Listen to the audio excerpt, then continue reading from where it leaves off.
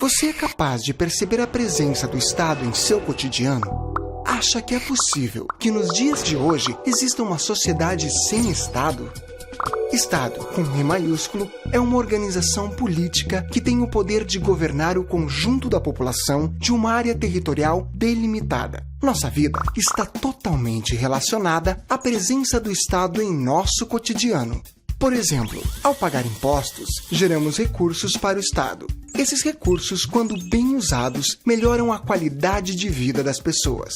Preste atenção à sua volta. Observe que o Estado está presente em diversas instituições, direta ou indiretamente. Escolas, hospitais, polícia, meios de transporte. Esses órgãos podem ser públicos, geridos diretamente por um órgão do Estado ou privados, mas todos são regulamentados pelo poder público. Mas nem sempre foi assim. O poder e o papel do Estado foram crescendo e se estabelecendo ao longo do tempo. Foi no início da Idade Moderna, na Europa Ocidental, que surgiram as primeiras formas de Estado moderno. E também foi naquele período que surgiram algumas teorias de Estado. Entre elas, podemos destacar as de Thomas Hobbes e John Locke. Para esses dois filósofos, o Estado deve regular a vida social e política das pessoas. Hobbes e Locke acreditavam que a formação do Estado é constituída a partir de um contrato entre os membros da sociedade. Apesar dessa semelhança, existem diferenças entre as visões desses dois teóricos. Thomas Hobbes, autor da obra Leviatã, defendia que a liberdade não é uma característica benéfica para o ser humano, já que nessa situação os homens tornam-se violentos e entram em guerra. Assim, o homem é o lobo do próprio homem. Para Hobbes, quando os indivíduos fazem um pacto e formam um Estado, tornam-se seus súditos.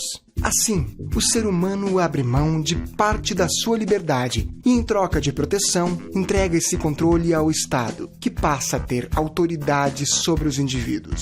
Esse poder pode ser exercido por um rei, por um grupo de aristocratas ou por um regime democrático. Mas o papel do Estado é principalmente preservar a ordem. Ao longo da história, há alguns exemplos de estados que confundiram ordem com autoritarismo. Esses estados tinham muitas diferenças entre si, mas agiram de modo semelhante ao concentrar poder nas mãos de um governante ou de um pequeno grupo social.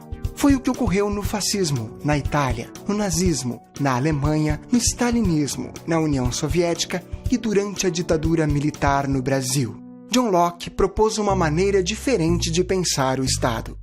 No livro Dois Tratados sobre o Governo Civil, ele defendeu que todas as pessoas são livres e não há hierarquia entre elas. Os seres humanos não se encontram em uma guerra de todos contra todos. Na visão de Locke, desenvolvida no século XVII, a burguesia precisava enfrentar a nobreza para construir um modelo de poder que privilegiasse a liberdade dos indivíduos. Só assim seria possível elaborar um contrato social para que o Estado garantisse o direito de todos. O pensamento de Locke inspirou diversos movimentos de emancipação política, como a Revolução Gloriosa na Inglaterra, a Revolução Francesa e o movimento de independência dos Estados Unidos. Atualmente, a maioria dos estados do Ocidente segue uma variante do ideal liberal proposto por Locke, garantindo a liberdade de expressão por meio de leis. Assim, podemos dizer que as visões de Hobbes e Locke continuam influenciando muitos estados até hoje. No Brasil, o Estado já assumiu diferentes formas ao longo de nossa história, algumas mais voltadas para a ordem, outras que garantiam a liberdade. Como você acha que o nosso Estado está constituído atualmente? O que você acredita que prevalece hoje no país? A ordem pregada por Hobbes ou a liberdade defendida por Locke? O tipo de Estado que temos é aquele que queremos?